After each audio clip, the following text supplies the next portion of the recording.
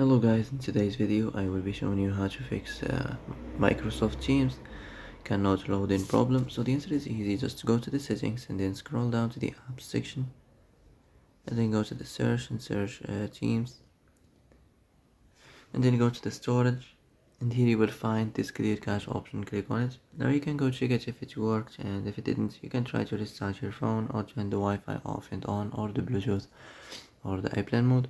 Also you can try to clear data, but be careful. If you clear data, all these applications data will be deleted. This includes all files, the settings, the accounts, the databases, etc. So be careful if you wanna clear your data.